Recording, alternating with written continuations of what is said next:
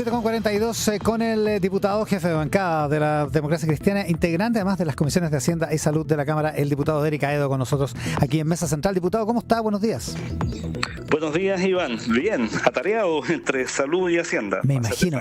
Oiga, y además, viniendo a La Moneda ayer, y se encontró con el ministro Elizalde después de lo que dijo en el Mercurio el domingo pasado. ¿Cómo le fue ahí en ese encuentro? Bien. No, yo fiel a mi estilo directo, me llamó telefónicamente, me escribió, le dije, mira, estoy en La Moneda porque estaba invitado a una actividad con el presidente de la República. Así que pasé a conversar con él a su oficina y fue una buena conversación. Y le expliqué algo que para mí era como bien de sentido común, que si llegamos a perder la presidencia o la mesa de la Cámara de Diputados, obviamente que tiene que haber un cambio en el comité político, y no me refiero solo a nombres, porque eso será una decisión del presidente, pero obviamente la estrategia del comité político en su relación con el Parlamento tiene que cambiar. O sea, 2 años del gobierno, se pierde la presidencia en el Senado, la mesa, y se llega a perder la Cámara de Diputados, obviamente algo no se hizo bien, porque no está marchando bien. Eso creo que es de sentido común, y lo conversamos con el ministro de buena manera, de manera bien directa, y ayer creo que generó efecto, porque en el Parlamento se notó que se activaron las conversaciones de manera mucho más proactiva. Se activó el gobierno, dice usted, en las conversaciones. Sí, se activó el gobierno y se notó ayer. Fue comentario incluso de los periodistas que cubren acá el Parlamento, y se notó, digamos, la mano de que hay más acción, porque lo quiero explicar bien, Iván, dame solo un minuto en esto, un poquito menos. Uno puede perder la presidencia de la Cámara, si eso está dentro de lo posible, obviamente en política, pero es distinto perder peleando en una actitud proactiva de hacer un esfuerzo real por mantener, y que si llegas a perder sea de manera estrecha, como pudiese ser la elección del 15 de abril, y otro es perderlo de manera amplia, quedándote un poquito de brazos cruzados, porque si se pierde de manera amplia, entonces la modificación a las comisiones, a cómo están constituidas las comisiones de la Cámara de Diputados, Hacienda, Salud, Economía, Constitución, va a ser muy fuerte. Si llegas a perder de manera estrecha, eso es más difícil de hacer.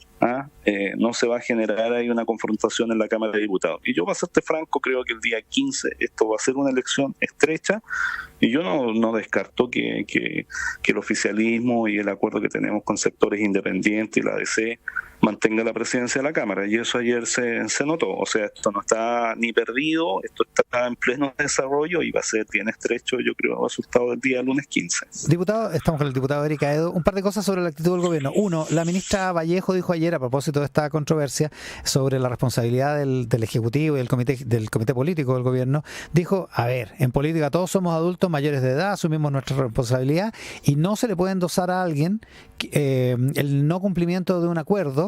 Se refiere a los diputados que firmaron el pacto y que ahora lo desconocen, el pacto administrativo, y porque esa persona que no cumple su palabra le va a endosar responsabilidad a un tercero, en este caso sería La Moneda. ¿Por qué sería responsabilidad de La Moneda la derrota en la mesa de la Cámara? A ver, lo primero, yo estoy de acuerdo en lo que plantea la ministra Vallejo, digamos, en el titular grande estoy de acuerdo. De hecho, no es responsabilidad de La Moneda, tampoco es de nosotros. Aquí hay personas que firmaron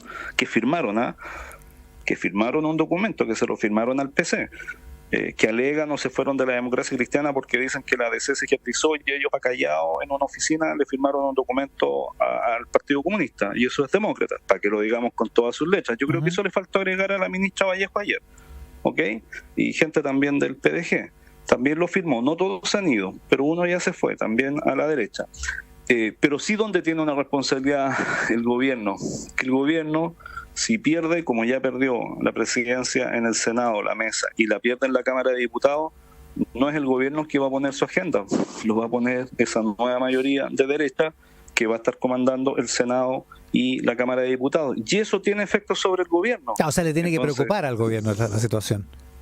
Evidentemente. Tiene efectos sobre el gobierno, entonces no puede ser el gobierno neutro en esto. O sea, se tiene que jugar. Es evidente que no es responsabilidad total del gobierno, pero el gobierno no puede estar como un actor pasivo, porque si pierde ambas mesas, y finalmente se concreta el 15 de abril que pierde la mesa de la Cámara de Diputados, el gobierno se tiene que olvidar de su agenda, son otros los que le van a poner la agenda. Y si a un gobierno no le interesa mantener su agenda, entonces ¿para qué gobierna? Entonces, a eso me refiero yo, con que tiene un grado de responsabilidad y tiene que verse más activo, por lo menos en una actitud de que está dando una pelea para que eso no suceda. Y ayer, por lo menos en la tarde, se comenzó a notar que se activó el gobierno y eso a mí me parece positivo. Y hasta ayer en la tarde usted observaba una cierta, qué sé yo, desidia, una cierta pasividad del gobierno. Era como, mira, yo como vengo del mundo ignaciano lo voy a decir en esos términos. Dios ayuda cuando uno pone los medios, decía Ignacio Loyola. Es decir, Dios ayuda cuando uno también como ser humano pone de su parte para que las cosas sucedan. Yo los veía en una actitud como que, bueno, que sea lo que Dios quiera, en una actitud de pasividad que no ayudaba en nada. Esas son las cosas que hablé con el ministro Elizalde.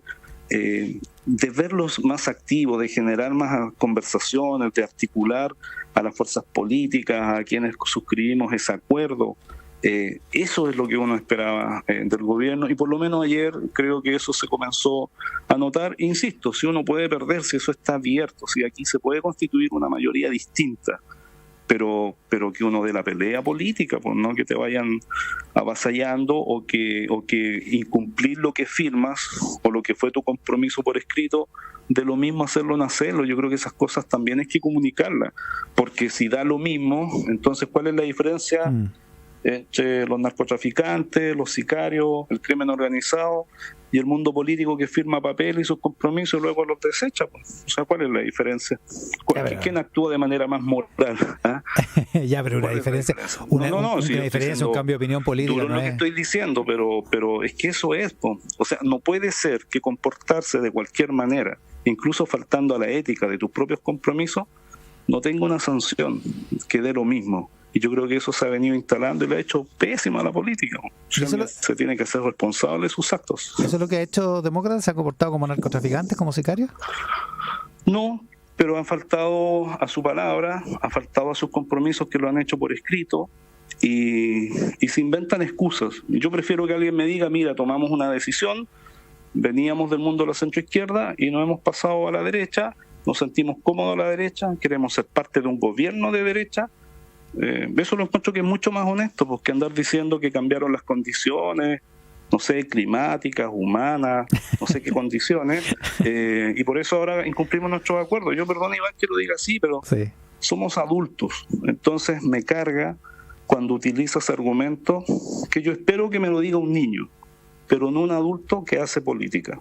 Estamos con el diputado y jefe de bancada de la DC, Eric Cadeo, que además es miembro, como decíamos al inicio, de la Comisión de Salud, que vive hoy una jornada muy importante porque se va a discutir hoy día el tema del monto de la deuda, del plazo para pagarla, en fin, hay varias cosas que se discuten hoy. ¿Cuál es su posición? ¿Cómo va a votar hoy día, diputado? Mira, ayer fue una buena discusión, yo creo que hemos ido encauzando bien esta discusión, votamos cosas importantes ayer, como por ejemplo el seguro, ¿no es cierto?, en FONASA, este seguro nuevo para la modalidad complementaria, salió bien, tuvo un amplio apoyo en la comisión. Y hoy día en lo concreto, las preguntas que tú me hiciste, yo creo que van a ser aprobadas en la comisión esos 3 puntos. Por ejemplo, el plazo de pago de deuda, que se ha establecido en 10 años, mover ese plazo de 10 años, yo lo conversé ayer harto con la ministra de Salud, es complejo porque significa mover también los montos de la deuda, cómo se paga. Entonces, yo creo que se va a aprobar los 10 años, que se va a aprobar cómo se paga eso y se va a aprobar también el monto del 7% de cotización obligatoria en salud, porque se va a entender como seguridad social. Este punto, déjame explicarlo bien, porque yo creo que es bien relevante. Cuando tú haces que tu 7% es obligatorio, lo que estás diciendo ahora es que la salud es seguridad social, no es solo un contrato privado o entre privados, es seguridad social. Y que ese 7% tiene una componente también de grados de solidaridad, porque tu 7%, que a lo mejor a ti te basta un plan que es más barato porque eres joven, soltero, etcétera, no tienes hijos, no tienes cargas, nada, pero ese 7% ayuda al resto del sistema a darle solidaridad, ayuda a cofinanciar en un minuto las prestaciones de otras personas y a lo mejor después a ti te toca en el futuro a la de vuelta de mano. Y a mí eso me parece bien interesante porque hay algunas indicaciones incluso de diputados oficialistas que están en contra de este 7%. Y yo lo que les planteo es que si ellos no creen que la salud es parte de la seguridad social y no creen en la solidaridad, entonces ¿qué estamos discutiendo en la reforma previsional? ¿Te fijas? Yo creo que ahí hay un punto que conecta con otra reforma. Yo creo que eso se va a aprobar hoy día, ese 7%, se va a aprobar también el plazo de los años de pago de la deuda. Y también es evidente, también porque no quiero escabullir eso, que cuando tú apruebas este 7%, la deuda total de las ISAPRES queda en torno a los 1.100 millones de dólares, ¿ya? Ya, o sea, un poco menos de lo que se ha dicho. Baja un poco por el efecto del 7%. Claro. ¿Sí? Eso hay que decírselo a la población, o sea, yo prefiero transparentarlo bien. Pero tiene un efecto positivo de que le da estabilidad al sistema en el largo plazo. Y lo otro que creo que también vamos a abordar hoy día es algunas propuestas adicionales de cómo pagar la deuda. Y ahí hay una propuesta que presentó la diputada Joana Pérez con parlamentarios del oficialismo, y yo presenté una también. Le explico muy rápido. Tiene dos componentes. Una es que, por ejemplo, las ISAPRES puedan devolver la deuda vía la emisión de acciones o emitiendo bonos de deuda. ¿Ok?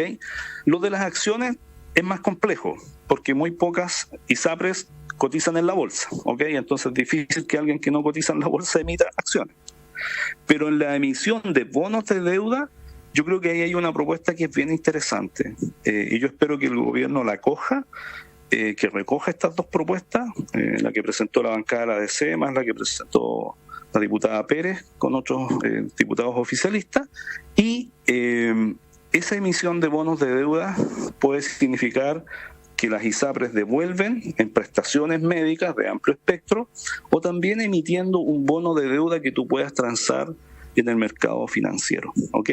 Yo creo que eso también es una alternativa que aliviana cómo las ISAPRES en el mediano plazo van haciendo la devolución de los recursos que le deben a sus usuarios. Claro, yo creo que eso también va a ser una discusión interesante. Claro, la idea es que el ejercicio no se vea. Ahora, en el otro asunto, que es probablemente quizás incluso más importante que la deuda, que es el flujo futuro, que si cae demasiado también hace inviable a las ISAPRES, está el tema de la indicación que puso el Ejecutivo de un máximo un 10% de alza de los planes por una vez. ¿Eso usted respalda esa indicación? Yo respaldo esa indicación porque también lo que tú podías enfrentar era que pudiese subir esto hasta un 40% si no le ponías control, y con un 40% eran muy pocos los chilenos de los 3 millones que estaban o estamos en el sistema privado de salud que pudiesen mantenerse en ese sistema privado de salud. Me parece bien el tope del 10%, porque asociado ese tope del 10% al pago de la deuda en 10 años, te fijas, le das grado de estabilidad mayor al sistema. Probablemente alguna ISAPRE quede en una situación más compleja, pero el resto de las ISAPRES logran, digamos, mayor estabilidad con esa fórmula de 10 años, tope de 10%, y también se le incorporamos la posibilidad, por ejemplo, de la emisión de bonos de deuda. Acá, permíteme decir algo, Iván, porque yo hice esta analogía ayer y me parece importante. Hay gente que dice: oye, pero a ver, aquí se le está dando ayuda a las ISAPRES. No, aquí el foco son los 3 millones de chilenos y chilenas que están en el sistema privado de salud y que necesitan certeza de que el sistema va a seguir funcionando. Entonces yo usé la siguiente analogía. Yo vivo en Concepción, estoy jugadísimo por los 22.000 empleos que dependen de Huachipato. Si yo defiendo esos empleos, de una u otra forma, también ayudo a que se mantenga una empresa. Ya, ¿cuál es mi objetivo? Que el holding Huachipato, que tiene ganancias de 650 millones de dólares al año, pero que tiene una siderúrgica que le da pérdida, ¿estoy ayudando al holding o mis centros son los 22.000 empleos que se generan en la zona de Concepción? Mis centros son las personas. Quiero decir esa analogía para el tema de ISAPRES. Yo sé que hay gente que puede decir con justa razón: oye, pero esto también ayuda algo a la ISAPRES. Bueno, pero no es que yo quiera ayudar a las ISAPRES, lo que quiero es una solución a 3 millones de usuarios, de beneficiarios del sistema privado de salud que necesitan certeza respecto a su tratamiento. Y yo prefiero decirlo de esta forma tremendamente clara, para que nadie se llame a engaño. Me parece que es la forma de enfrentar un problema que es mayor, que es complejo, que no es fácil de abordar, pero que hay que resolverlo. Y la política está para resolver problemas, no para lo que hicimos 10 años para atrás, que como no resolvimos nada, la Corte Suprema finalmente emitió un pronunciamiento legal que nos puso en esta situación y que hoy día hay que enfrentarnos más. Actuando como adultos, como decía usted antes. Sí, yo sé que puede sonar duro esto, pero yo creo que la política requiere de actuación de adultos. Y los adultos, una parte es a veces tomar decisiones que no pueden ser compartidas por todos, pero hay que dar cuenta de por qué tomas esa decisión, explicarlo y asumir los costos. Si alguien cree que se está en política solo para los aplausos y nunca asumir costos, está tremendamente equivocado, que se dedique a otra cosa mejor. El diputado jefe de bancada de la DC, Eric Aedo, esta mañana acá en Mesa Central. Diputado, muchas gracias por la gentileza. A ti, Iván, un abrazo grande, que estés muy bien. Buenos días. Chao. Estás escuchando Mesa Central con Iván Valenzuela.